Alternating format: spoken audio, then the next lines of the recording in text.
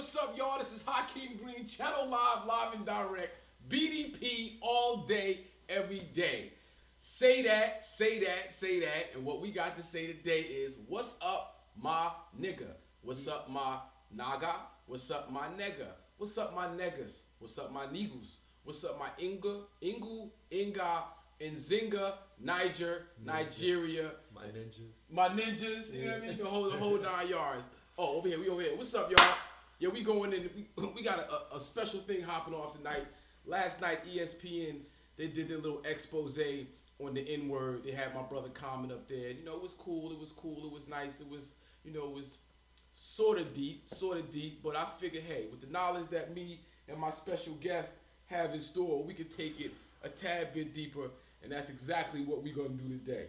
Now, folks who follow me on Facebook, folks who follow me, you know, on the various social media sites, know I get it in when it comes to the word my nigga.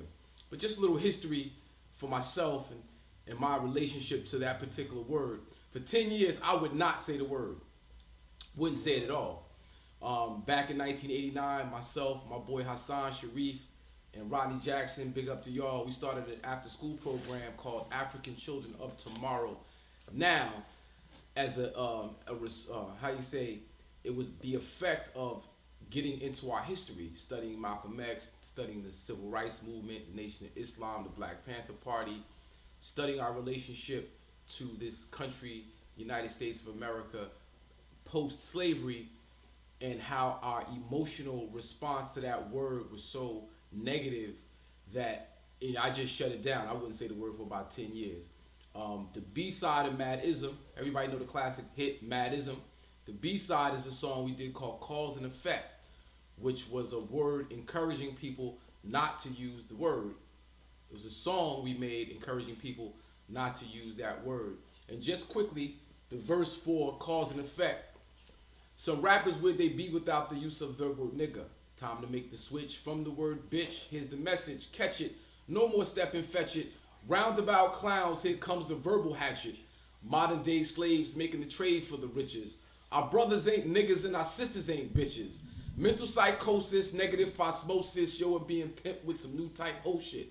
Self-esteem knocker, yo, I ain't your nooker. You call my mom's a bitch, here comes the fist so pucker. Nigga means less than, count the 3/5. Consciousness separates a woman from a bitch. If you visualize your woman as a bitch, you'll treat her thus.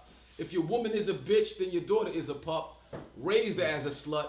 Dog scratch the itch. Pops, you're the one who taught her how to be a bitch. Skip past the bitch and treat her like a woman. Your brother is your brother, not a nigga, fully human. So yo, bust the trap. This is how we act if nigga bitches on the verbal list, time to counteract. Now, I made that verse, created that verse as it had to do with my understanding of the word nigga and how it related to us as slaves and the whole concept of us being only 3/5 of a human being or being less than full human.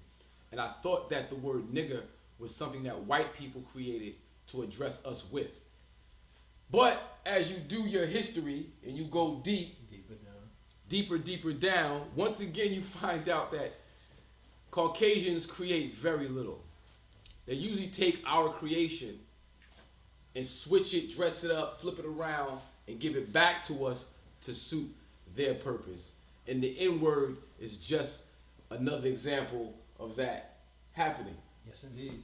Now, my guest, Phil Moreland, better known as the Red Pill from Know the Ledge Radio. Big shout out to you, brother. Y'all been laying it down, doing some great work. You know what I'm saying? You, your brother, the whole collective, AAYC, Black Dot. Anybody else you want to shout out, you know, affiliated with you guys? Dr. Phil Valentine, Dr. Sabi, you know what I'm saying? Taj Tariq Bey, Legends. AA Rashid, you know, my mother, Annette Thomas, you know what I'm saying? Everybody that's affiliated with, you know, this metaphysical underground. Bobby Hemmett, Black Dot, KT the Arch Degree, my younger brother. Everybody, you know, the Moors, you know what I'm saying, the Nation of Islam, the different groups, the different schools of thought and knowledge that compromise what is known as the conscious community. I like to call it the conscious network. You know, Brother Polite, you know what I'm saying, just everybody that's doing the work on the frontline soldiers. Yeah. You know what I'm saying? Especially those of us from our generation that has taken we put this thing on our shoulders. Yeah. We took the torch and ran with it.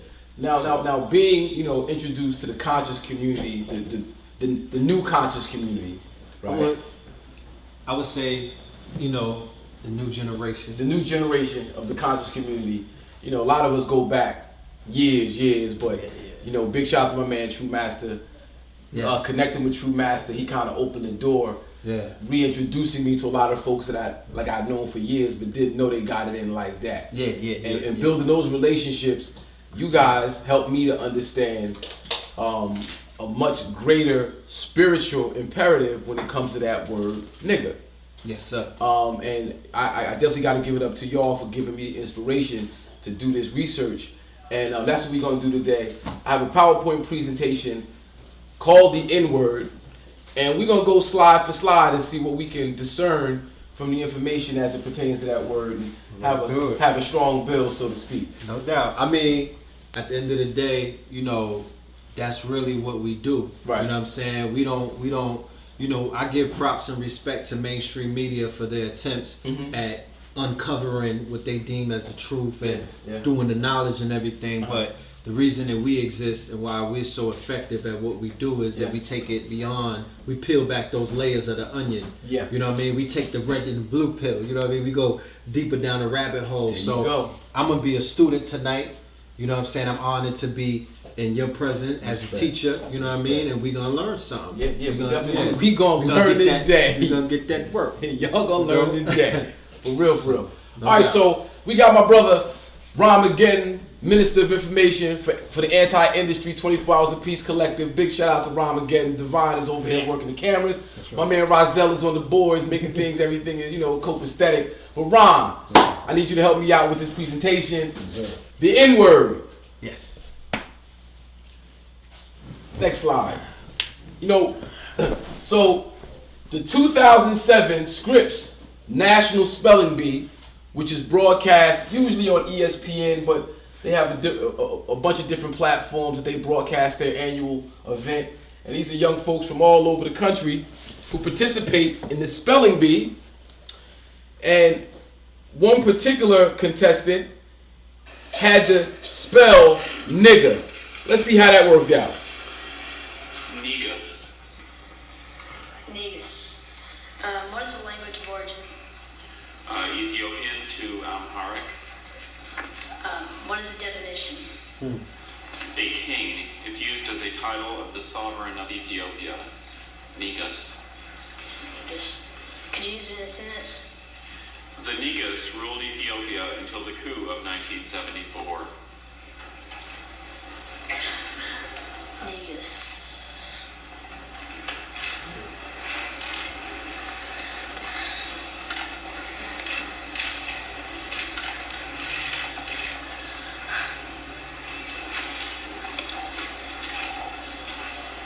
Could you repeat the definition?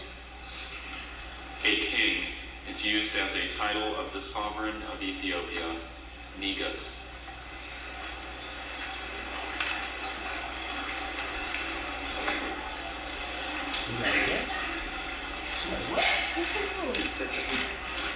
Negus. Andrew, did you say the word loudly for the judges? Negus. Niggas. One more time. Negus. Niggas. Negus. Negus.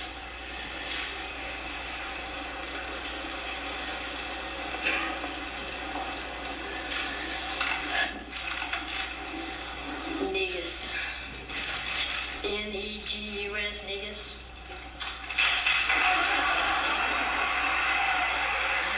Absolutely stunned, but he'll take it. Okay, so now what we're dealing with that word Negus, king, sovereign of Ethiopia until the coup of 1974. Niggas. Some people out there may be saying, yeah, but it's N-E-G-U-S. It's not N-I-G-G-A-S. Oh, it's a different word. Not true. The constant meaning is in the consonant sounds. Vowels don't count. Let's find out. Ron, next slide. What's up, my nigga?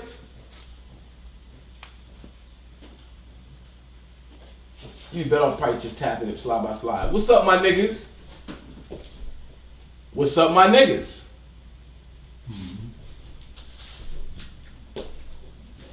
What's up, my niggas?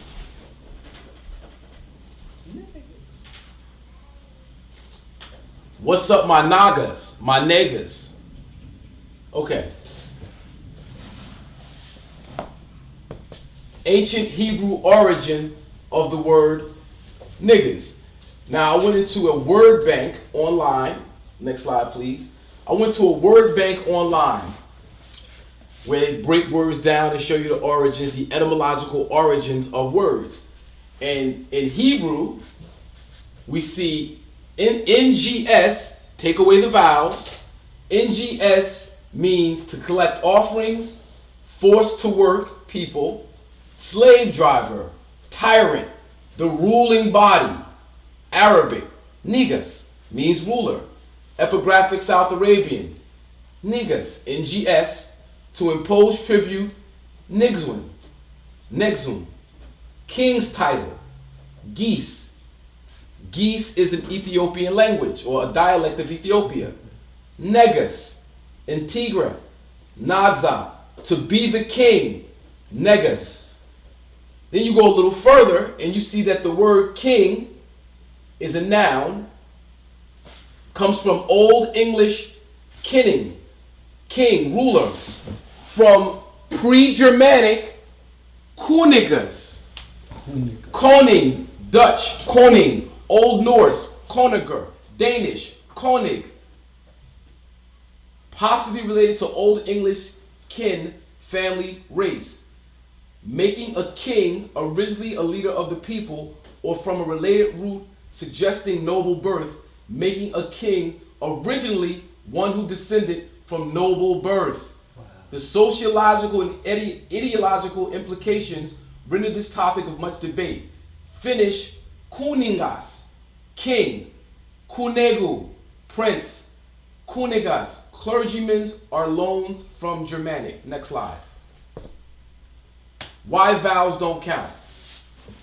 The reason why skilled etymologists remove the vowels in the English language is to get a better understanding of the history of words and the relationship between words of other languages. In studying the dialects of the same language, the flexibility of vowel pronunciation comes to light because words are sounds. If this flexibility reveals a striking similarity in sound to a word of another language. So why do we tend to view vowels as less important than consonants? Probably because many of our vowels are more than a little disposable. While we keep the front vowels fairly distinguished, the vowels in book, cut, caught, father are all merged with other phonemes and various accents. That's a whopping 4-vowel phenome, the absence of which doesn't impact intelligibility. So we arguably don't see vowels as important because some of them, objectively speaking, aren't. Then, of course, there is the matter of dialects. One phone, IPA, can be used to express the O in lot, the A in father, the A in cat, or the U in strut, depending on which regional variant of the language we're talking about. I don't need to repeat the countless ways in which English vowels shift, merge, and neutralize. So what we're saying is, as people migrate, as people travel, as they move from one place on the earth to another, and they lose that connection to the source, right? Language will change, or the way people pronounce words will change. And that's due to the vowel being stretched or cut short. Mm-hmm. So vowels oftentimes aren't really important in discerning what people are saying. In fact, Ahmed said, he had saw somewhere where etymologists had said, anytime you find that people who use vowels in their language, mm-hmm. they don't understand the language they're using. Yeah. Their language. And that's also called umlaut, where umlaut is where the vowels are interchangeable. You feel me? Yes. So, it is very imperative to study etymology as any people who are trying to understand and understand a language, mm-hmm. okay? I can't stress the importance, especially of the English language, which is a language that is spoken with a double tongue, because the majority of English words have double meanings. Mm-hmm. So even in legalese, in legalese, many of us have to refer to lawyers in order to read legal documents, because it is written in legalese, which is, it looks, you think you know what you're reading, but it's written in a way that it basically is referring to something totally different. Right. So we really want to get to the root of things. We want to go to the source of things to find out what these words, or this word in particular, actually means. Let's go to the next slide. Vowel variation in American English. Now, I've provided the links on each of my slides where there's supporting evidence, so I can take you right to the source. But because of our setup, we're not able to access the link right now. But if you want to take a snapshot of it, you can go find it on your own, and you'll see where it takes you. This study is an acoustic investigation into time-varying spectral features of the vowel target and the use of these features by different regional variants, dialects of American English. In the long tradition of research on vowel acoustics, the vowel target has been regarded as the central section of the vowel, which is relatively unaffected by surrounding consonants. As such, frequencies measured at the vowel target are often considered to characterize most appropriately a particular vowel quality, with the general assumption that this target implies some degree of invariance or vowel steady state. As the research progressed, however, it has been recognized that even the most monophthongal vowel is never truly static and usually exhibits a certain amount of vowel inherent spectral change. Harrington, Cassidy, Neary, Assman, 1994, 1986. This spectral change is not contextually determined, but is a systemic property of the vowel itself.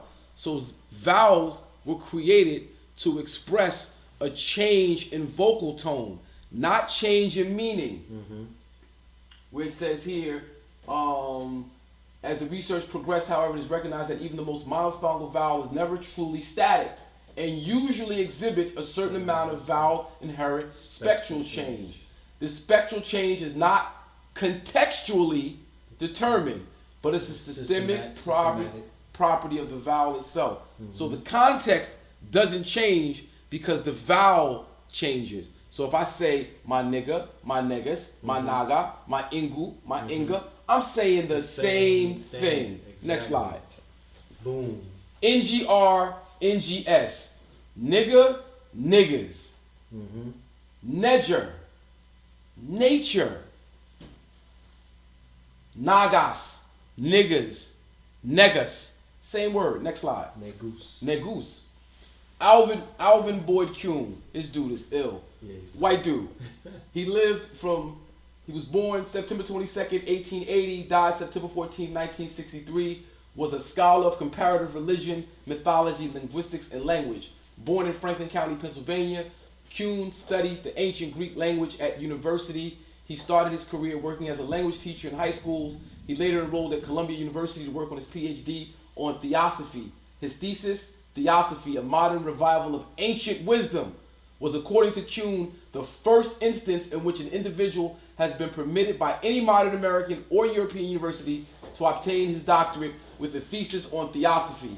Kuhn later expanded his thesis into his first book in the same name in 1930. He highly influenced the world of Gerald Massey, Godfrey Higgins, Anacalypsis. Anybody familiar with Anacalypsis? Godfrey Higgins, the author of Anacalypsis, was inspired by this man, Alvin Boyd Kuhn.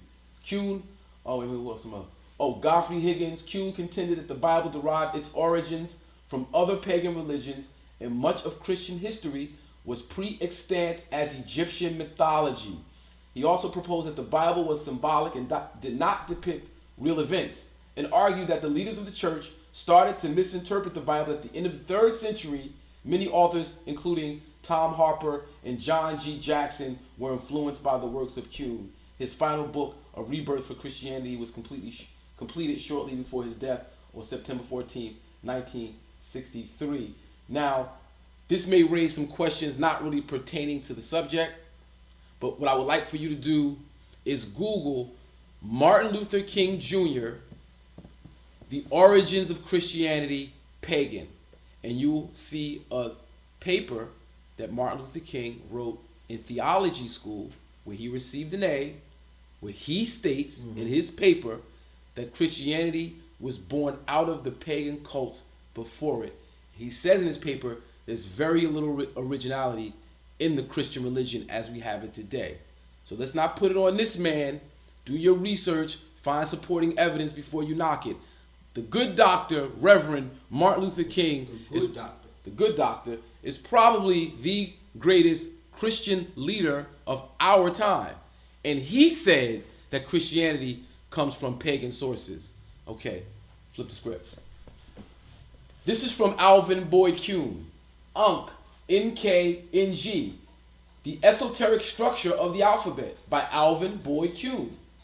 How notable this will appear when we shall see in a moment that the very word king derives from the Ankh name. Nothing has been more revealing than the list of words in English, Greek, German, Hebrew that can be traced to the old Egyptian name of this mighty symbol.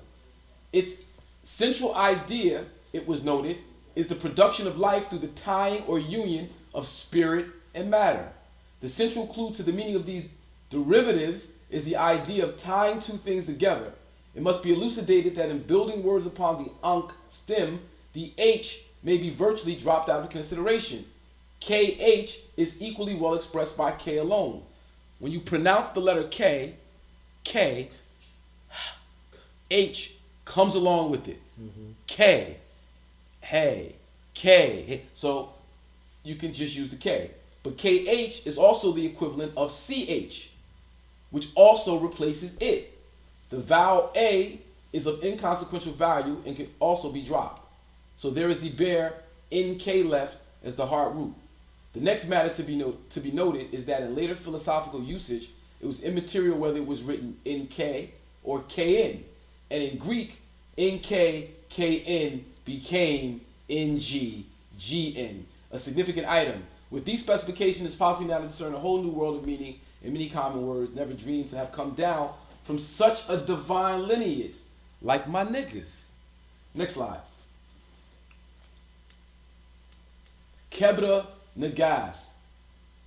Kebra Nagast in Ge'ez, which is an Ethiopian dialect, means the glory of kings. Is an account of written in Ge'ez of the origins of the Solomonic lines of the emperors of Ethiopia. The text in its existing form is at least 700 years old. Next slide. B and P are interchangeable etymologically, philosophic etymology or rational grammar, page 48. This is by Gilchrist. James Gilchrist. Smoother, those letters and combinations which are more harsh, changing into such letters and combinations as are easier to the mouth and pleasanter to the ear, not vice versa. The smoothest letters in the alphabet, both to mouth and ear, are vowels. Therefore, consonants often change into vowels, but vowels never change into consonants. The easiest and smoothest consonants are S, N, M, B, P, V, F. All these are interchangeable, and as we shall show presently, to be considered only varieties of one letter. Okay, I want you to go back 2 slides. Kepra, Kebra, Capra. B and P are interchangeable, right? So change the B to a P. Kepra. And Kepra is the god of regeneration and rebirth. Transformation. Rebirth, transformation. It's the dung beetle. It's the dung beetle. Transformation. Holding up the sun. Kebra Nagast. Kebra Nagast is the king, is the transforming king. The transforming king. So when we see the word nigga transform over time, when we bring it back to the source, we see its true meaning, which is king. Let's go forward. Origins of the word Niger in Latin. Now, when the Romans entered Africa, not for the first time, but earlier on, and they came upon the original people there, and they heard them speak of the king as the Negus, or the Niger. The Romans mistakenly called everybody there that. The Nigers or the niggers. All right? But you see this different? the word Niger in its different forms, masculine, feminine, and neuter. Niger, Nigri, Negro, Negrom, Negro, Niger, Nigra, Nigre, Nigre, Negram, Nigra, Nigra, Nigrom, Nigri, Negro, Nigrom, Negro, Nigrom. All of these words mean the same thing. Different, they're constructed differently, different vowel variations, but essentially it means the same thing. Next slide. Sources of NG related words. The Naga's icon with the serpent or dragon body comes out of a lotus with the lion's head is derived from the Nubian goddess of war or defense and protection called Apetamak, as depicted on a pylon relief of the lion temple in Naga located in the Meroic kingdom of Kush in Nubia. In its general contours, it bears a strong likeness to the uraeus shown against a neutral background. Throughout Africa, serpents and scepters are bound up with each other. Stop. Throughout Africa, serpents and scepters are bound up. Immediately, I'm thinking of the symbol, the caduceus. The caduceus, which has a sword, the staff, and you have the intertwining serpents going up, culminating at the top where you have the wings. The winged serpent. The winged serpent. We know what the serpentine fire, the serpentine energy force, the kundalini, serpentine God force, the serpentine energy which is spoken of in the Bible. Talks about raising up. Moses was told to raise up his staff, his serpents. His serpents to the crown chakra, which is the enlightened. You know, not only in the Bible, but whenever, you know, if you study different cultures, such as the Hindu culture, the Nubian culture, many ancient cultures, I would go on record saying all high civilizations, you know, you will have serpents. You know what I'm saying? The serpents are very dominant in the motifs of these myths and whatnot. So fast forward to the suppression, right? Via the church, via the Catholic Church, the suppression of you know, these cultures which were named pagan, and the serpent becoming a symbol of basically a negative symbol, evil connotation. You know what I mean? So what was once revered, you know, because man was said to have the uraeus, the serpent, sitting at the crown chakra. We're talking about the chakras of man, the energy wheels.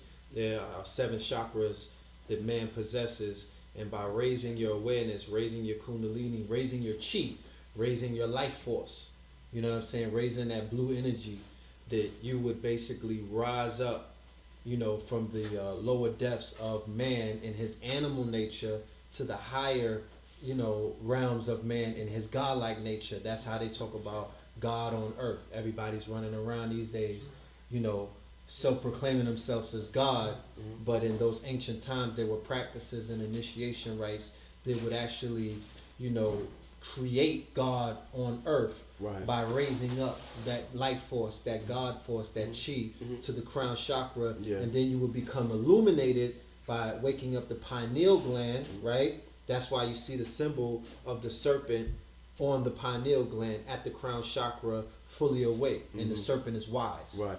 Now it said, I think we're going to see here that in ancient cosmologies all over the world, the serpent has long been a symbol of renewal and the cycle of death and rebirth. Some cultures have noted that because the serpent has lidless eyes, it is the only creature that can look directly in the sun without blinking. The lion and the serpent also represent unity or androgyny of male and female. The ancient Indians belonged to the Kushite African race, still numerous in a wide area of the globe, spread from India to the east to Senegal on the west. Of this group of ancient blacks, the Naga people were and still are the largest subgroup of the Cushitic speaking branch of the black African race. In fact, the Nagas still retain the title of Naga in various forms throughout Africa, South Asia, even today. Now this link, if we were to open up, they have a an old temple complex in the Sudan, and the city that it's located in is still today called Naga. Today, it's still called Naga, and the people are called Nagas. The Nagas. And we know when we study the origins of ancient Egypt, we know that the birth of ancient Egypt was toward the south in the interior of Africa. It didn't come from Asia. It didn't come from Europe. Black Africans from the interior and south, following from the Sudan, following the direction of the Nile, which travels south to north. Yes. Because the highlands are in the south, and the river runs down to the north. Yes, indeed. Right? That's how civilization generally travels. It follows the direction of rivers. You can check that yourself. The same is true in Africa, where the Nagas are considered the first kings. Now I want to just get over into the Bible where we talk about Israel, who we also know as Jacob, had 12 sons. Yes. Or 13, but 12 tribes of Israel. Right? Jacob had his name changed to Israel because he had a dream with an angel, and he wrestles the angel in a dream, and the angel changes his name to Israel once. Well, in the dream, Jacob goes up a mountain, a hill, and the hill was called Peniel. And when he got to the top of Peniel, Peniel, Peniel. When he got to the top of Peniel, he saw God face to face. Indeed. Right. So what he's saying about the pineal gland being your gateway to the ancestors, right? The ancient Egyptians, the Cometians, had a ceremony in which the newly crowned king would have to be put to sleep or put to symbolic death. And then he would travel spiritually to the celestial heavens to commune with the gods in order to be crowned king on earth.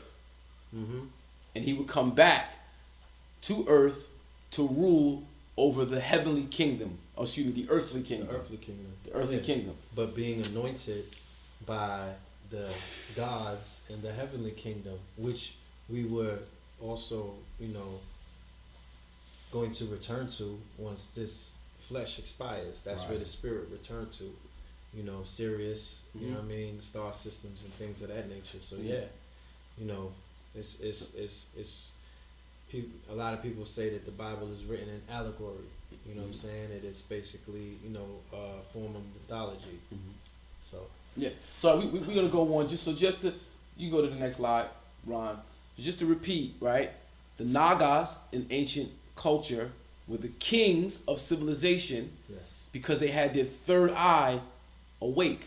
They were righteous, divine, disciplined, righteous people. They wasn't walking around with their pants hanging off their ass. They wasn't walking around broken and all one has to do is just look at the architecture, okay? Now, you got specials on cable where they try to say the aliens built the pyramids, right? But we all know that that's a crock of shit. Nah, we live on YouTube, bro. Shit. It's a crock of shit. It's a crock of shit, okay? Because not only were the pyramids built by high civilizations, there's all kind of structures, megalithic structures that are filtered around the earth. They want you to focus on the 3 pyramids in Egypt, but what about the pyramids in South America? What about the pyramids underwater in Japan?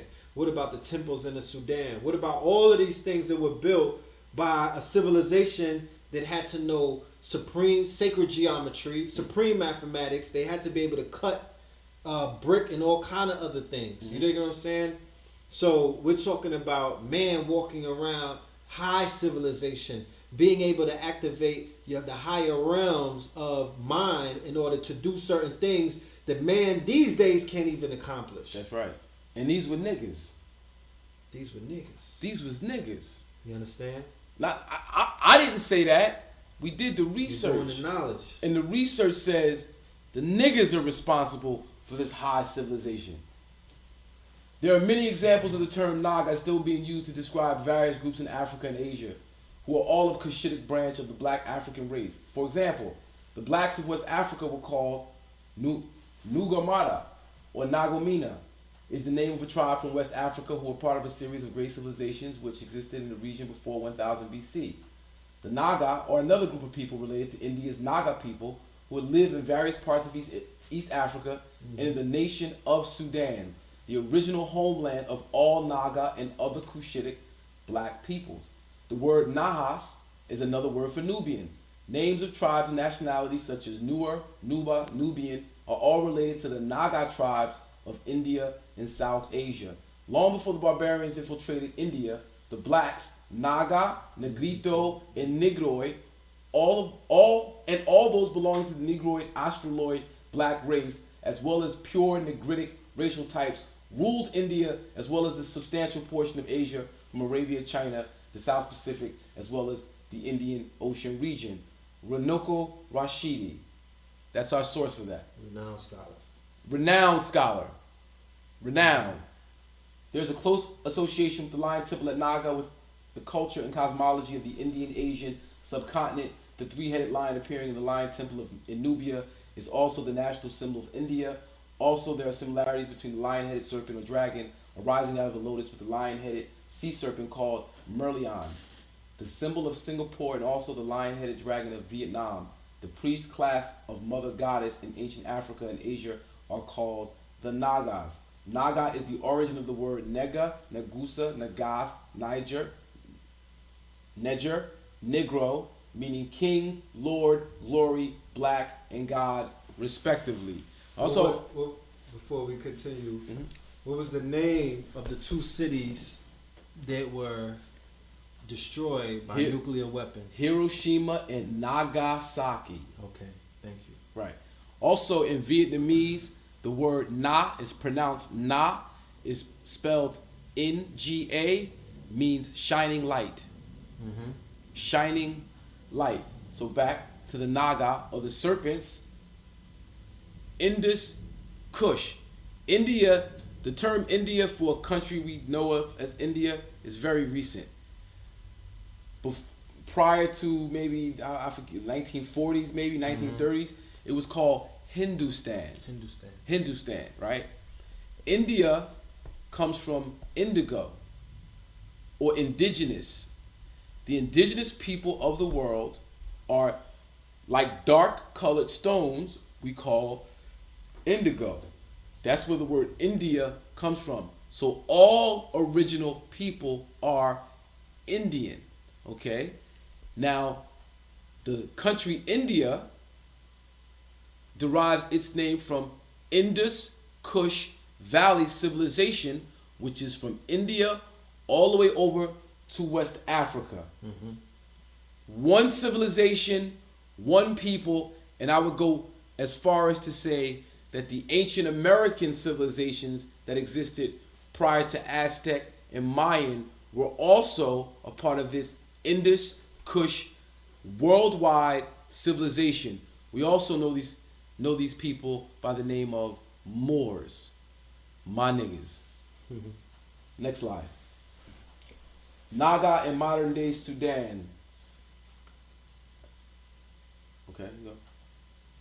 An ancient Egyptian statue of King Amenhotep II, circa 1455 BC, from Wad Ba Naga in Sudan. This is a Sudanese king of Egypt. He was a king of Egypt because we have to also remember Egypt is a misnomer. Kemet or Tameri was a much larger civilization than what we see, today. Yes. Right. What we see today, Egypt, the north corner, just that part, that's something very brand new after the British and the Western European powers got a hold to it, started carving shit up. Yeah. That's after. But prior to the turn of the first millennium, the beginning of the first millennium, Egypt was huge and extended. Israel, Phoenicia, all this is part of the same empire. It's part of the same, like when you look at Canada, you look at America, that's really Great Britain. Basically. Canada and America is really Great Britain. Exactly. And the Egyptians, stretching into the Phoenician Empire, these were seafaring people.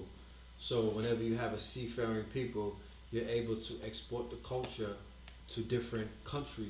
You know what I mean? So there are many similarities between the megalithic structures that you find in even the writing form, the cuneiform. There have been discoveries of artifacts, ancient artifacts in the Americas, South America particularly, even in North America, that tie directly back into Kemet that we know of today. You know what I'm saying? There were mummies found with cocaine in their lungs. Wow. All right, cocaine being grown in the jungles of South America and things of that nature. They have they call it the cocaine mummies. So there were, there's a book by a brother by the name of Horace Butler, okay, When Rocks Cry Out.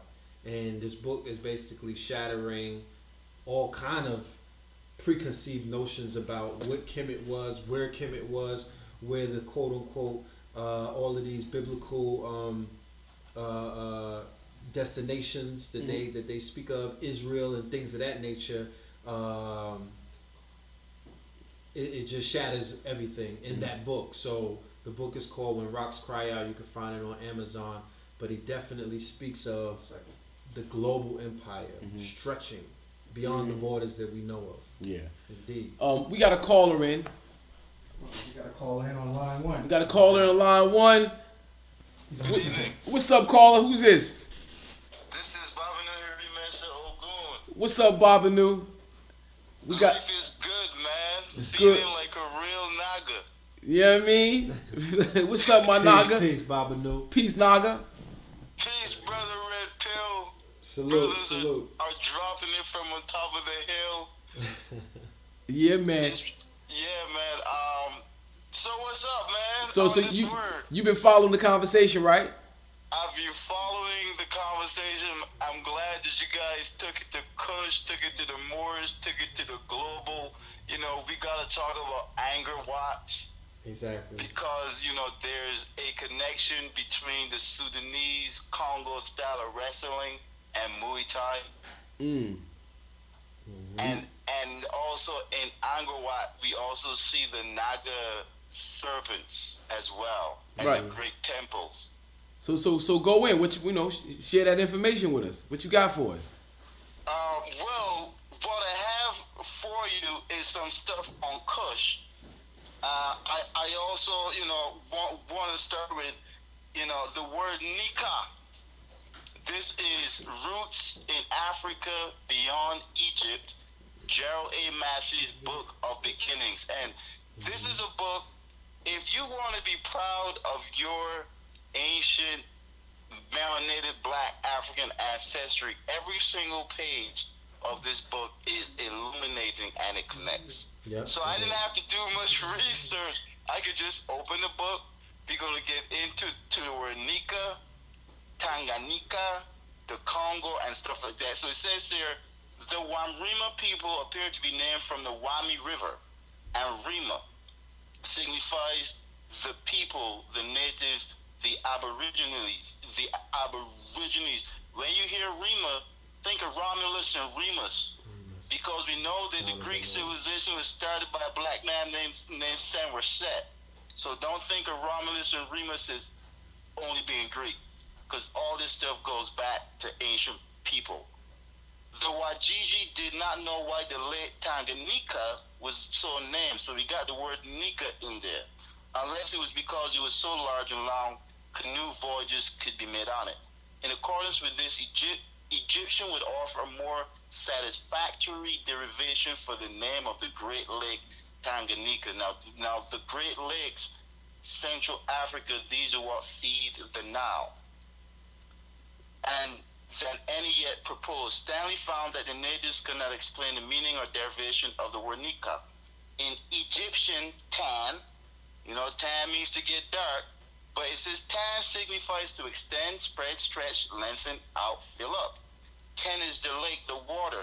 Canoe also means to navigate, transport, carry, hence the name of the canoe. We have the word canoe coming from, ancient Africans here. The Kemet are the sailors as conveyors. The Kent ideograph is composed of 3 vases with 2 spouts answering to the 2 Niles and the 3 Great Lakes. So they're showing Egyptian, you know, artwork that signifies the understanding of the Congo regions and the Great Lakes is actually in the artwork. So we have a proof of the Egyptians coming from the south, coming from the interior, you know, meaning that when you guys are going over the Naga people in the Sudan, and then you are talking about, you know, the origins of these people from the interior, because the language proves it as well as some of the artwork. The Kent ideographist, so, and the Great Lakes, Ka means the land or country, also interior. Thus, Tanganyika reads the vast, extended, navigable lake in the heart of the country. So the name of Lake Tanganyika is essentially Egyptian, and it has the word Nika as the suffix. So, you know, I definitely wanted to show that word and the etymology and how it relates through a scholar like Gerald A. Massey. I know you're really big on Gerald Massey, and you have a number of his collections in your possession. Can you give us some titles from him just for our viewership so they can do their own research? You want to get The Natural Genesis by Gerald Massey. And it has an introduction by Charles Finch now. You know, Charles Finch is another great black scholar, you know, Afrocentrist, and it's good to see that he gave an introduction to Gerald Massey's work. When you mentioned, I think it was Alvin Boyd Kuhn. Alvin Boyd Kuhn studied under Gerald Massey. Mm-hmm. Another book here is called A Book of the Beginnings. Mm-hmm. Gerald Massey. Now, these two books, we're talking, it is broken down into 4 books because they're like 1,000 pages. Mm-hmm. So it's broken down into like 500-page books each. Mm-hmm. And it's not small print. So these 4 volumes here is actually 2: A Book of the Beginnings and The Natural Genesis. That will keep you busy for about 30 years. Wow. Yeah. I mean, he never lie. Yeah. What about the great Egypt, the light of civilization? What you say it loud. Egypt, light of civilization, or yeah, ancient Egypt, light of the world. Light of the world. That one is heavy. Now, mind you, you know, Gerald Massey is a white dude. Alvin Boyd Kuhn is another white dude. And there've been plenty of white scholars, European scholars, archaeologists, etymologists, historians who give it up and will tell you straight off that, you know, the black man is God of the planet, that we're the kings and we're the rulers of this things, we're the custodians of this planet, and that, you know, the world is in the shape that it's in because we're not given the respect that we're due. You know, but I also want to add on that a lot of times we don't demand the respect that we're due. Nobody gonna give you respect. You know, nobody gonna give you anything. You gotta demand it. You gotta command it. You know what I mean? And just the way we see ourselves and the way we see this word nigga has a lot to do with how Europeans see us.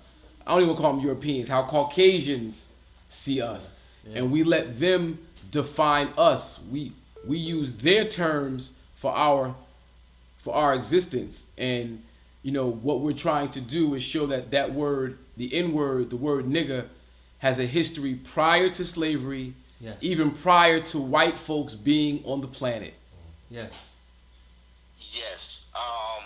And you know, you're essentially trying to break a spell. Mm-hmm. Basically, and you are attacking this spelling, which gives the pronunciation and the connotation and the usage of socialization. So you are essentially trying to break that from every angle. Right. So, you know, putting it back into its original context, also exposing how and why it has been fouled.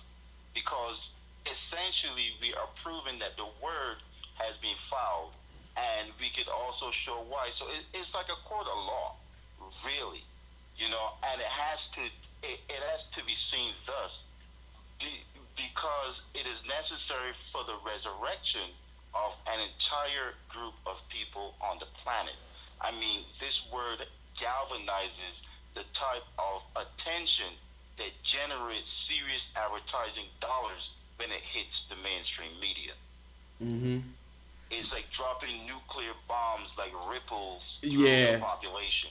I'm so glad you said that, because I reached out to a homie of mine who I wanted to have on the show, and he kind of summed it up as, this is lower level stuff, this is dated, it's no money in this.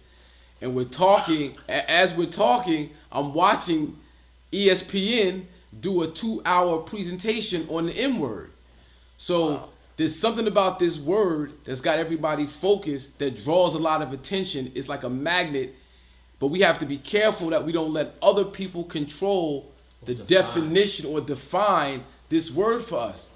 ESPN, although I'm a sports fan and I spend a lot of time watching ESPN, no doubt, and I really, I'm a fan of a lot of the things that they're doing in terms of how they integrate. And you see a lot of black faces on it. Now I get that. But Disney owns ESPN, and I don't want Disney telling me how I should feel about the word nigga. I just don't want that. Disney doesn't represent my best interest, and it's up to us to kind of hop on the bull and take the steer by the horns and drive this thing. Because if we don't, once again, we're gonna let our oppressor define for us what is positive and what is negative. And they'll control your perception. So they're not gonna go as deep as need, because Disney is not interested in the resurrection of black people. Bob and Lou, real quick before we switch gears, I just want you to shout out, what you got going on, what you doing. I know you got a few books out on the market, and you got a wonderful website. So you want to big that up? Definitely speaking, I'm the author of a 3-part series called The God Genes Decoded. So you can get that on Amazon.com. Just title search The God Genes Decoded. These are books that go into the cosmology, the psychology, the astrophysics, and quantum theory. What was that glory and wisdom that laid the foundations of great African nations, and helps people to see how that wisdom is still, being used by academia, by our science and technology, because our people really need to see how great they are, and they need to understand that their ancestors had a wisdom that is eternal. As advanced as civilization is going to get, that wisdom that your ancestors have, you are going to see it there, and I want them to be able to see it there. And that's what the God Genes Decoded is about. The website, we have the Our Truth website, www.hourtruth.com. That's where you can, if you want to purchase it directly, that's where you can go. But Amazon.com is great. Yo, man, I appreciate you calling in. You dropped a bunch of jewels on us. I appreciate it. I hope our viewership has gotten something out of your, what you presented. And man, we're gonna have you on here real soon, live and direct in the flesh. Thank you very much. Peace and love, Mr. Green and Red Pill. Good to see you guys, man. Yes, sir. Peace man. God. Now, Razel, I think someone else tried to call in. I don't know if you can call him back, get him back on the line. I don't know who that was, but we got someone tried to call in. And as we do that, I want to point our attention to what we got going on behind Red Pill, ancient black Buddha. You got that? You focus on that? Ancient black Buddha. The statues of ancient Buddhas of the East depicted him as having woolly hair, is always shown in cornrows or in a peppercorn style with small, tight curls. Original statues of Buddha is Ptah. Ptah, Buddha, Ptah, Buddha, same word.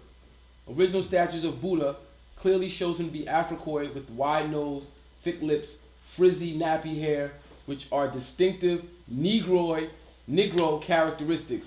In most ancient temples throughout Asia where he is still worshipped, he is shown as jet black. In fact, in most of the ancient temples of Asia and India, statues of the gods and goddesses have Africoid features with woolly hair in the peppercorn style, while some even have dreadlocks. These pictures of Buddha portray him in no uncertain terms as a Negro with kinky coiled hair, flat nose, full lips, and you can see the images of the black deity Buddha. Can you go to the next slide? There are absolutely no historical records that portray Buddha as Aryan or white. The first people to conceptualize and worship the divine image of the Negroid mold of humanity were the Negroes, and they actually started the practice of Buddhism. The world's first missionary religion, Buddha was an enlightened master from the Sakya clan of the Naga race. Buddha was a nigga, my nigga. Buddha was straight nigga, my nigga. He caused the Nagas to become conscious of their own mind power. Excuse me, I'm gonna go back. Excuse me. Sakya clan of the Naga race, and was the first man on earth to preach the great principles of equality, liberty, and fraternity. He caused the Nagas to become conscious of their own mind power as opposed to the mantra power. Buddhism, whose doctrines include the Golden Rule, was established 500 years before Christianity in the area now known called the Middle East, which is really Africa. Buddha is not a name, but a title meaning enlightened one, blessed one, or to become awake. Over the centuries, there have been several recorded Buddhas like Gautama, Sakyanumi, and Siddhartha. Black Buddhist missionaries introduced Buddhism to China, Japan, and other countries. Note the ears of a modern Maasai man from Kenya compared to the Buddha. The modern Maasai, who still wear the same cultural dressings, even do the long earlobes, as the Buddha. Because it's the same people, my nigga. It means king, most high, God. The problem is not the word. Next slide. So I think that's it. Now, Brother Red Pill. Get a spin of hand right. Yeah. Thank you. Yes, Thank you. Wonderful, wonderful. Now, as we can see, the N-word is a very well-esteemed, highly respected. Yes, indeed. You can't bury that. So if it's not the word, what's the problem? Ah, man. What is the problem, my nigga?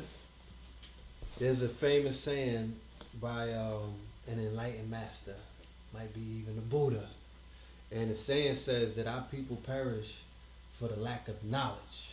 Hosea, chapter 6, verse 4 of the Bible. Thank you.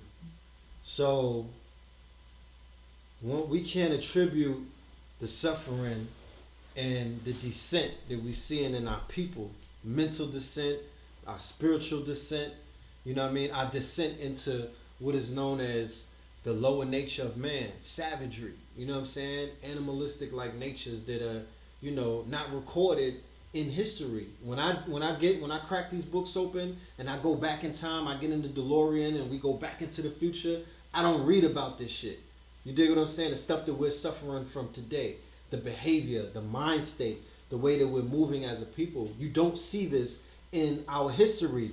They might have taught you this in elementary school, but if you go ahead and break that, like the brother Baba Nu said, when you break that spell and you do the studying yourself, all of that shit goes out the window because you'll realize that they were lying to you the whole time. They were talking about them.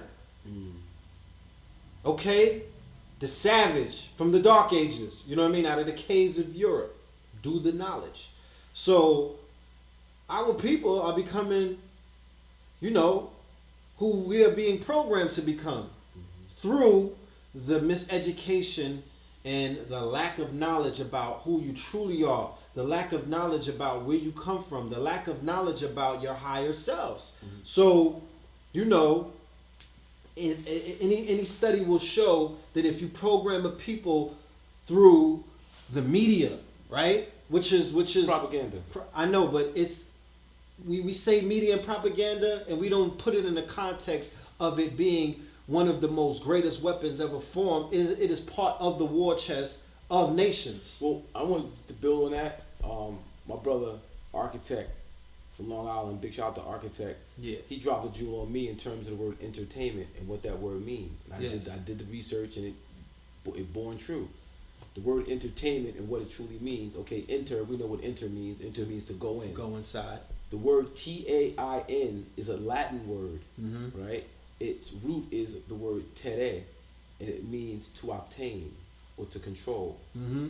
And anytime you see the word M-E-N-T, that Mental. word mental, ment means mind or mental mind. Edutainment, the purpose of edutainment is to go into your mind to obtain it and control it. Mm-hmm. That's what entertainment is. So, oh man, it's just entertainment. Oh, we just having fun. It's entertainment. Nah, dude, you falling victim to somebody else's wicketry. You falling victim to somebody else's agenda. Of course, because perception is everything. Image is everything. Your perception of who you are when you look inside of that mirror, that is who you that controls who who you see in the mirror. Mm-hmm. The perception of who you see is how you will carry yourself. So by destroying the perception of who we are as a people through all of this bullshit, ever since the fucking camera started rolling, they've been lying. You understand? Ever since they've reconstructed and revised our history, they've been lying to us. Mm-hmm. So throughout the ages and throughout the generations, and as their entertainment becomes more, we shooting shit in HD now. It's brighter, it's 3D, it's coming at you, it's all in your face. It's a fucking 500 channels on cable. I was just on cable last night. I don't want to jump off a topic. Nah, go ahead, go in. But the shit that they selling our people in the form of reality TV, that's my guilty pleasure. I fuck with the ratchet reality TV. I dive in to see what the hell is going on because I want to understand what's the mind state of our people. You know what I mean? I want to know what level of programming are our people being trapped inside of. Mm-hmm.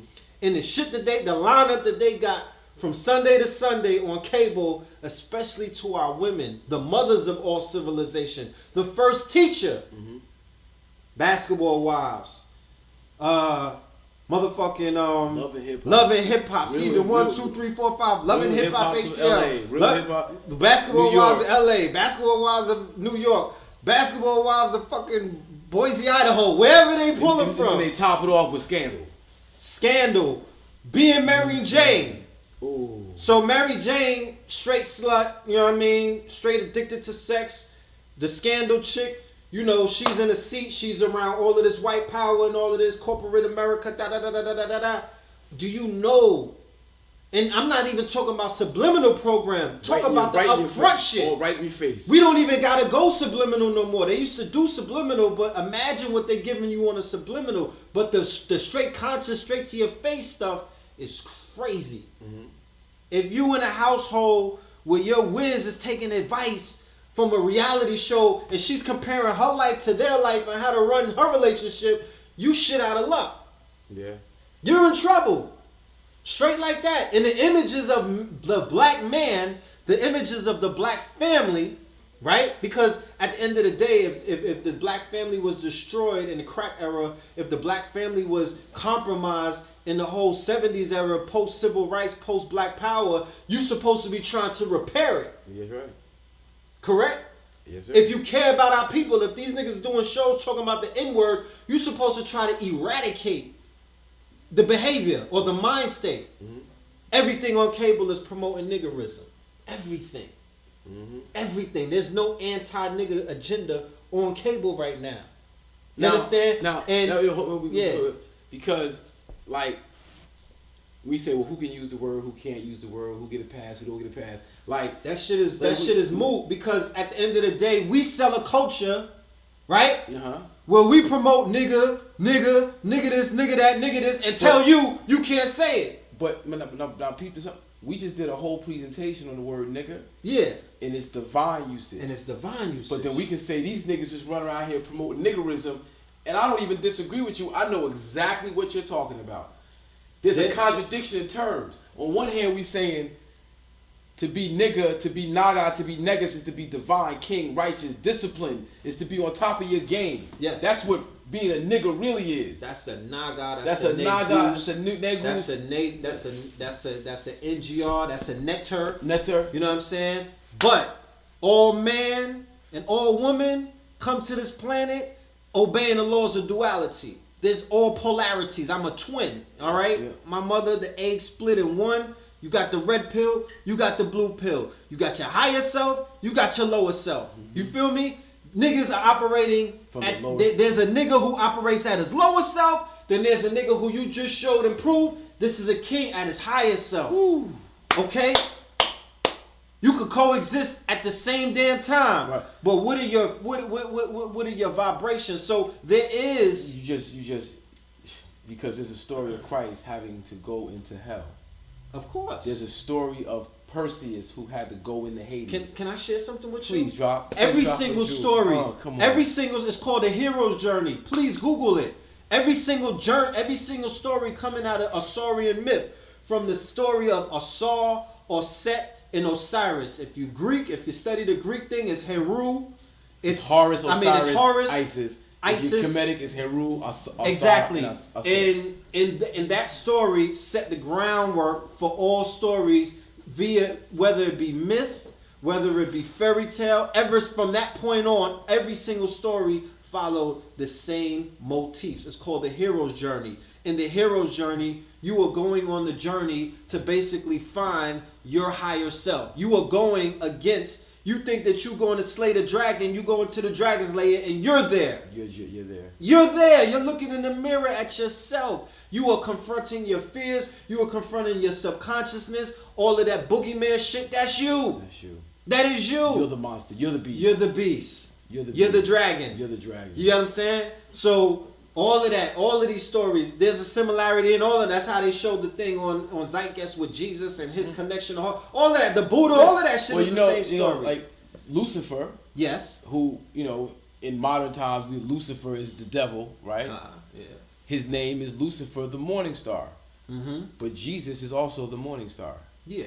Because it's two opposite ends of the same pole, and they serve each other's purpose. One is Agent Smith, the other one is Neo. Exactly. It's the same story told over and over and over. So when we talking to my niggas about niggas getting their shit right and elevating up the staff to your higher self to become a Naga or a Negus. Mm-hmm. It's time for niggers to wake up and be a nigga, a nigga. Mm-hmm. Niggas is gonna work this out. Niggas gotta wake up. Niggas have to discipline themselves. Mm-hmm. You wanna add on? You wanna build? I mean, at the end of the day, nobody's gonna do it for you but you. Ain't nobody coming on a horse to rescue you. CNN can't give you the answers. ESPN, because at the end of the day, ESPN did a story on niggas, and right after that, they had a fucking ticker tape parade for homie that was playing on the Nets as a homosexual. Why does my son have to watch that shit? If I said that I like menages and the Nets signed me, would it make fucking, headlines? Like, if I was a polygamist that had 4 wives, would I be the first ever in the fucking 4 sports to play? So why is that a story? Why is that headlines? A person's sexual preference. You know what I'm saying? Like, what the fuck is going on? What's the agenda? How is that gonna raise our people to be their higher self? How the hell does all of the reality shows show either a dysfunctional black man or a nigga with a purse with a fucking poodle in it, wearing high heels? Like, what are we dealing with? You know what I'm saying? So they are taking our babies and they are influencing our children. They are confusing mankind with all of this other shit that is contrary to mankind. We spoke about the lower nature of man versus the higher nature of man. I'm a scientist. I just deal with science. You could take it how you want it. You know what I mean? You could get all emotional. I'm dealing with science. 2 moons don't make a fucking sun, and 2 suns don't make a moon. Okay? Until somebody figures that out, that's where I'm rolling with. I got children. I know how I made mines. Mm-hmm. It wasn't in the asshole. You dig what I'm saying? So I'm staying on that route. Mm-hmm. You know what I mean? But let's take it back to the N-word, the word nigga. Yeah. Because I think the controversy is definitely going to continue. There's going to be and there is something to say. Language on this particular show has been very loose. We've been trying to make light of a very serious subject. Yes. Because when certain folks in our community hear the word nigga, yes, very traumatic experiences are attached to it. And we don't in any way want to disrespect their experiences and their perception of that word. And because I had a conversation with my father, who, you know, came up in the civil rights era and things of that nature. And I spoke about the behavior, you know, because he was like, you know, what's going on? You know, we were speaking about, he was watching the special on ESPN and whatnot. The N-word, So, yeah, and I spoke about the behavior, the nigga behavior. And he was like, what's nigga behavior? Because prior to the word being attributed to our people, niggas was behaving how they were behaving before that. You feel what I'm saying? So how could you even say that that's a nigga behavior? You dig what I'm saying? So he does come from the era where Caucasians were using the word in a derogatory manner, in your face kind of manner, right? So I would understand if our parents or our grandparents hear the word and it may it may bring back up old memories. The Memorex kicks in and you remember, you know, the attack on Selma and all of that stuff, and that's cool. But it's not the word that you should be addressing as an elder. It's not that word that you should be trying to attack. It's the motherfuckers who are using the word that are still here, that you work for right now. That you are not really, you know, that shit died down in the 60s and 70s. Your campaign or whatever against these people who are still alive, who still call you nigga. Who still, they don't, if they don't call you to their face, they're doing some shit that's even more subtly dangerous. Yeah. I think Common last night on ESPN, he touched on it in terms of the conditions that exist in our communities produce a certain mentality, right? So we know that jobs, literacy are two very important facets of civilization.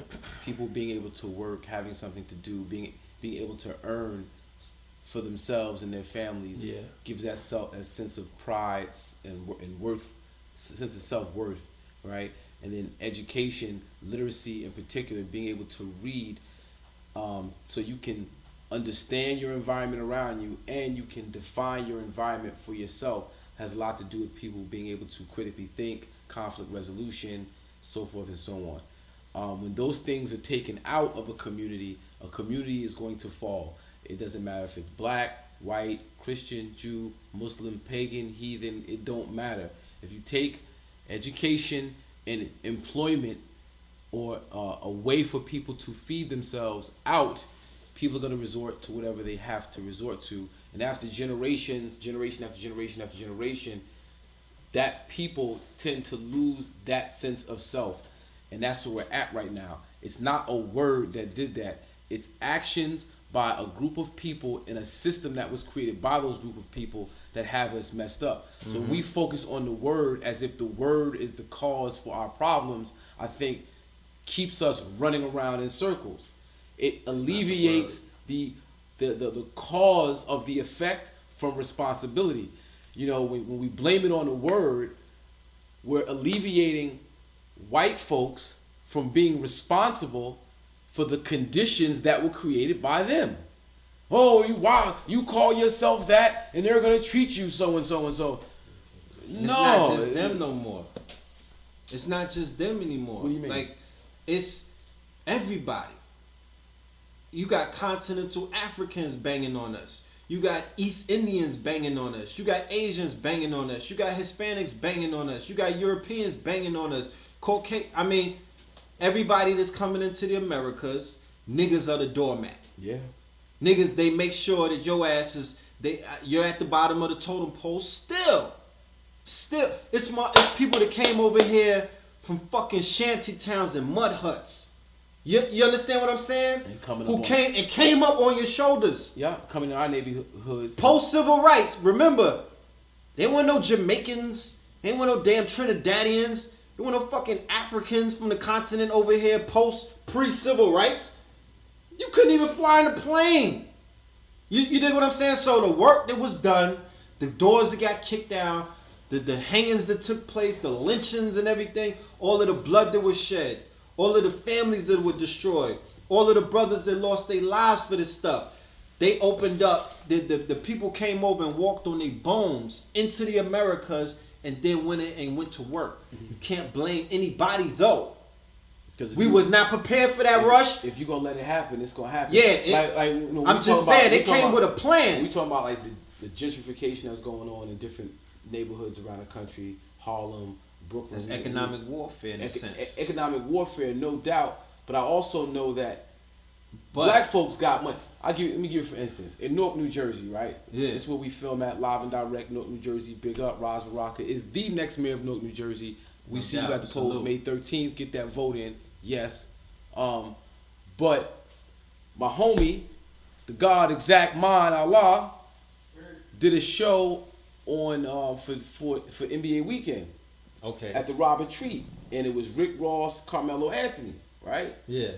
And you had folks lining up to pay anywhere between $1,500 to $3,000 and getting VIP. Yeah, 10 stacks, bro. 10 for the bottle service. Bottle service.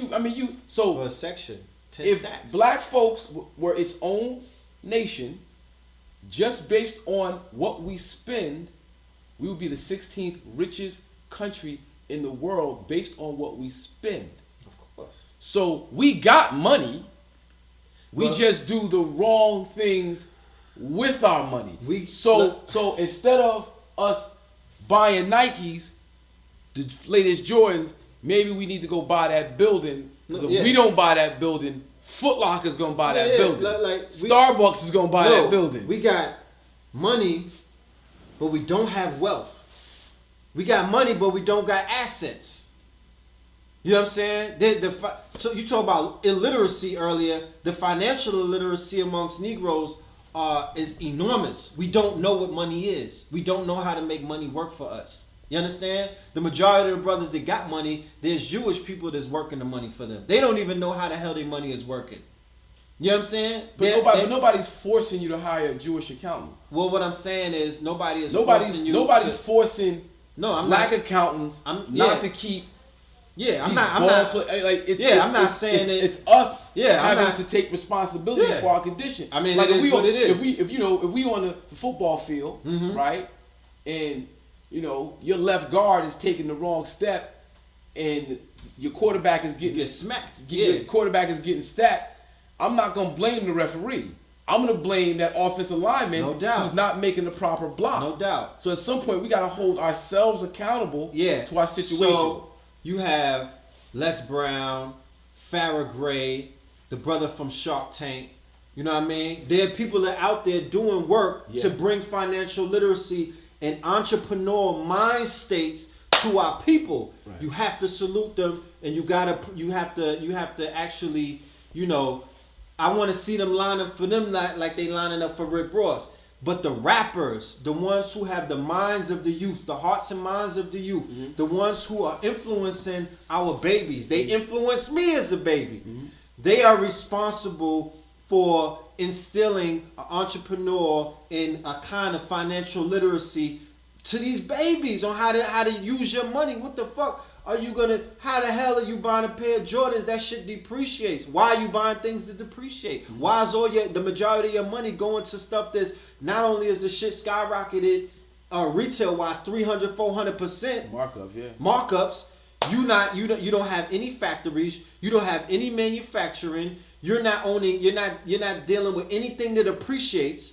I give props now that the hip hop they on their art shit and all of that, Pablo Picasso and you know what I'm saying, Bankskis and all of that. That's cute and all of that. You know what I'm saying? That's assets. But that is assets. So if people are sharp enough, they will jump in and start creating art, take over the art shit like you took over everything else. You know what I'm saying? Create your own new Basquiat's, create your new Bankskis and whatnot, and utilize that to get into that market. It's a racket, but start making wealth. But what I'm saying is we have to hold those who have that voice and that power more accountable. Because like you said, we got expendable income. We got it. This nigga's sitting around with 10 stacks in the mattress, in the shoebox, 100 stacks. I've seen it. Yeah. They paying 10 stacks for a table, B. They blowing 10 stacks at the strip club. For a table. But what we don't do, I was having a conversation earlier with an elder.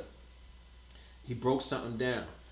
He said the reason why us as a people are not progressing in life and why really doing what the other people are doing. I spoke about the continental African. Big up to my continental Africans. Big up to my brothers and sisters from the Caribbean. Big up to my Hispanics. Big up to my big up. I'm just pointing it out, but it's still big up to y'all because I respect cooperative economics. Yeah. I respect group economics. I respect the Susu system that y'all came and implemented. What we don't do when we sit down, what they do, every time that they sit down, there's money on the table.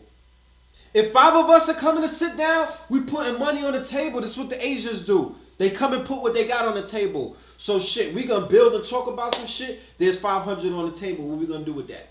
How we gonna allocate that 500 to do anything that we was talking about? How we gonna allocate that 500,000 on the table? How we gonna allocate that 5 stacks? We do it as a people, but we not doing it in the right sense. Because if I go to King of Diamonds, if I go to Sue's Rendezvous, we gonna come together as money on the table.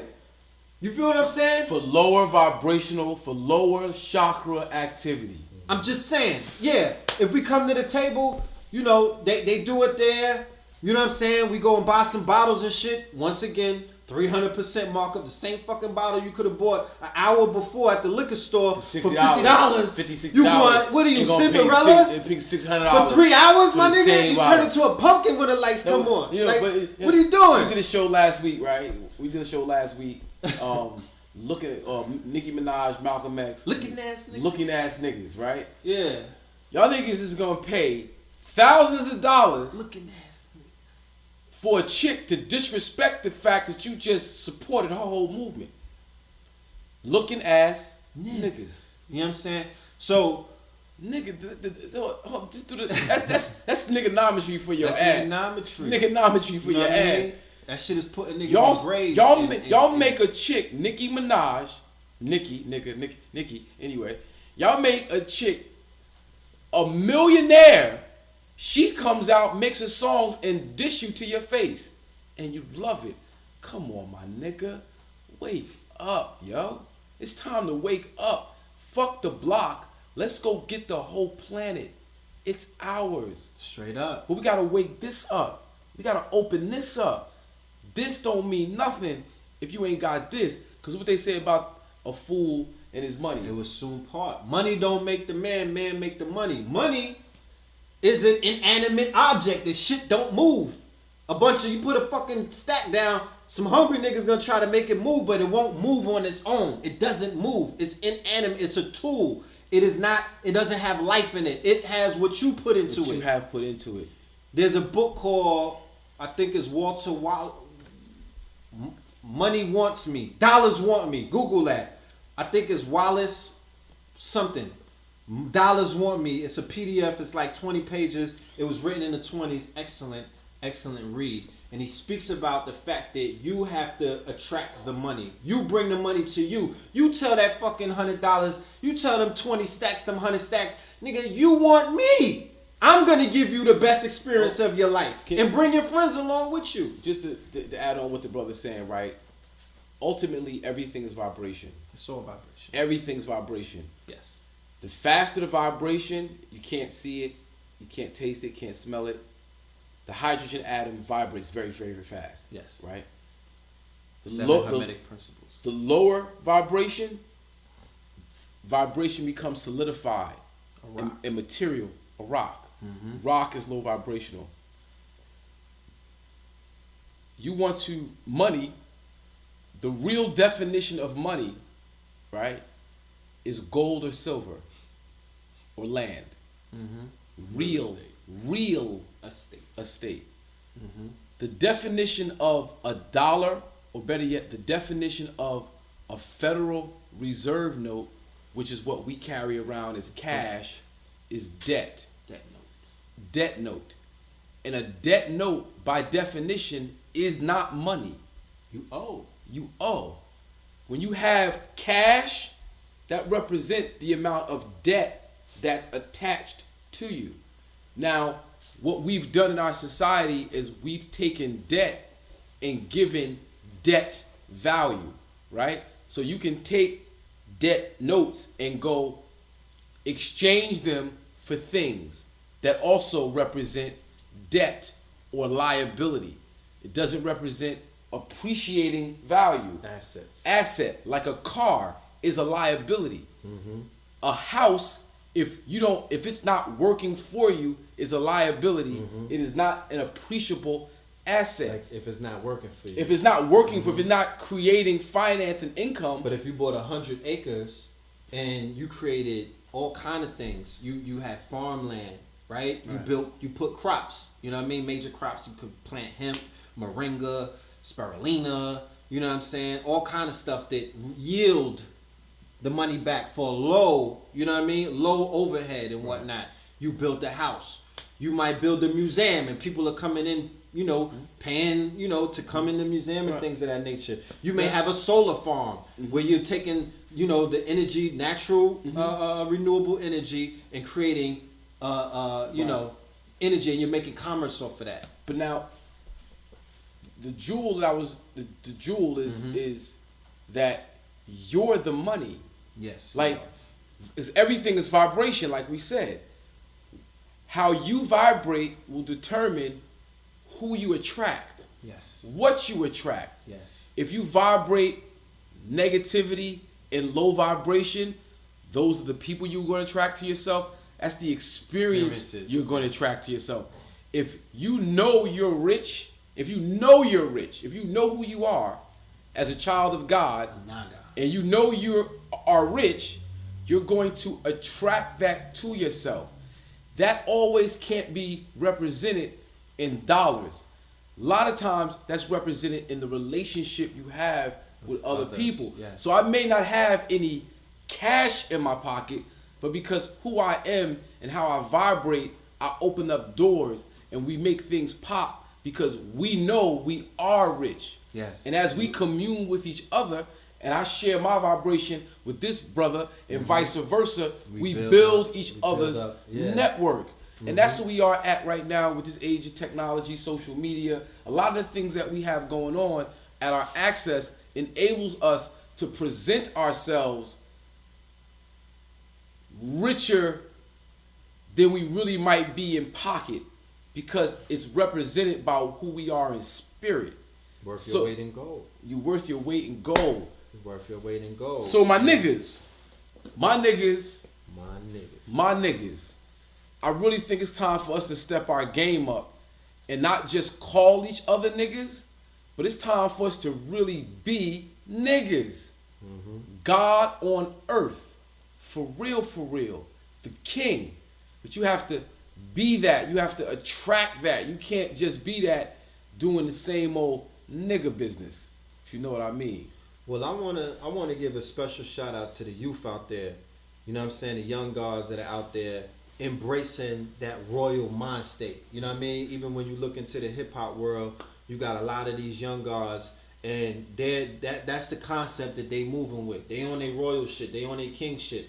They running around. They rocking the tut. You know what I mean? They got the tut clothes on and everything. You know what I'm saying? They on their all gold everything. You know what I mean? Just trying to bring back an aesthetic. You feel me? And you know, even some of the MCs and their lyrics, you hear the shit reflected. You got the underachievers, you know what I'm saying, the Joey Badasses, you know, different MCs and whatnot starting to drop gems and bars and whatnot that reflect the fact that they are proud of who they are. You could tell that they've been studying. You feel me? And they're tapping into that aesthetic. So they're getting it, you know what I mean? I'm a child of Nas. I'm a child of Rakim. I'm a child of the golden era of hip hop. Those were my first teachers, and they instilled a pride within me that made me want to search. And I didn't.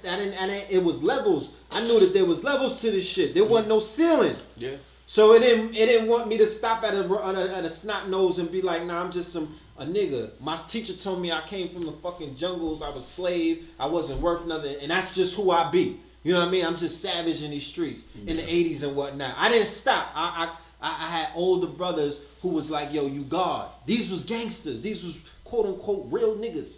You know what I'm saying? In Flatbush, in Brooklyn. Like, yo, you God. I didn't know what the hell they was talking about. But it spoke to my heart. Yes. It made me, it changed my frequencies. You know. So nothing ever really changes And I see that cycle beginning to repeat itself. You know what I mean? And my appeal would be to the OGs, to the triple OGs, to the 4Gs, goddammit. The brothers that are out there who are responsible for setting the pace. They're the ones that these young guys are looking up to. Y'all got work to do. You know what I'm saying? Shout out to Loaded Lux. You know what I mean? Shout out to all of the brothers, you know, that's out there doing, quote, I hate to say conscious hip hop because I don't even know what that is. I call it street knowledge. You know what I mean? Speaking that reality rap and stuff like that, and carrying yourselves in a way. Even the militant MCs and all of that. Even the brothers that you know do the thing where you know they in the streets, but they on a militant. They not wearing dresses and you know what I mean. And, you know they just keeping it 1,000 like how we used to do. I come from that. I'm cut from that cloth. So that's what I recognize with. Yeah, it's time for us to kind of wrap this up, right? I definitely want to thank you for coming out, you know. I want to making thank you for bringing me come through, on, man, bro. you already know how You know we what do. I mean? We go back, you know what I mean? Yes, sir. You always there to support me, so I had to have you up on the show, especially representing something that's so serious. No doubt. Yeah, my name is Hakeem Green. I represent Channel Live and Direct, BDP all day, every day. Of course, I represent that anti-industry movement, 24 hours of peace. Raz Baraka for mayor, 211 Community Impact. We here at the Hub in the center of Newark, New Jersey. Big shout out to my man Dash from Undeniable TV, Al Tariq Best, you know, Newark Anti-Violence Coalition. Tomorrow's show, we got something special going on tomorrow on Tuesday, the 25th. We're doing a special show, Who Stole the Soul? And our guests are going to be Carl Thomas, Do It All from Lords of the Underground, and Mr. Davey D, hip hop's #1 journalist. Yeah, you got to check it out. We're going to go in. Can I plug my radio show? Oh, please do. Oh, yeah, please do. No doubt. For the family that's out there, please check us out online. Me and my brother Blue Pill, we got a radio show, Know the Ledge Radio, on the blogtalkradio.com portal. So that's blogtalkradio.com/Know the Ledge Radio. We broadcast live Tuesday 9 p.m. and Friday nights 9 p.m. until midnight. Go into the archives. There's about 350 different shows from all of the top teachers. We have on our show Dr. Sabi, Phil Valentine, Taj Tariq Bey, A.A. Rashid, Brother Polite, Umar Johnson, you name it, Booker T. Coleman, Sarah Seti, all of everybody that's doing what they do. You know what I mean? They've been guests on the show, raising the bar, dropping that knowledge and whatnot. You can also send us emails at ktlempowerment@gmail.com. We real heavy in the network marketing and affiliate marketing. We're not scared of getting money. We're not ashamed to talk about getting money. We about wealth building and fortune building because that's what we need to do at this point. That's you know what I mean. We're a community, so we have to move and operate as communities to build this real community up. And that by doing that, it's called communal economics. So. Yeah. That's what it is. Yeah, man. So, you know, also check us out, or check me out on Twitter, Hakeem Green, Facebook, Hakeem Green, Instagram, Hakeem Green. You can check me out at ourtruth.com, HOUR, truth.com. And, of course, hit me over at 24hoursofpeace.wordpress.com. That's 24HRS of peace.wordpress.com. And we're going to keep moving and definitely relating and getting at all my niggas in the street. And we're going to rise up and take the whole thing back. What's up, my nigga? What's up, my nigga? What's up, my nigga? Say that. Peace. Good job, guys. Let's get about anti-industry. Oh, we did. Oh, okay. Oh, I'm about to find Rozelle. Damn, I missed Rozelle. Damn. You still on? Oh, Rozelle. Yeah, we got USA. What is it? USA livestream.com. Hit my brother Rozelle up. He is responsible for the whole operation going on right now, so we definitely can't forget him. Rozelle is doing it live and direct. Also, you got what's your other site, bro? 973 Films. 973films.com. Please check out 973films.com and get at the brother. He's really good with the camera stuff going on right here. So if you need a documentary done, if you need something shot, check the brother out. And yeah, that's what it is. Yes, sir. We out of here. Peace. All right, peace.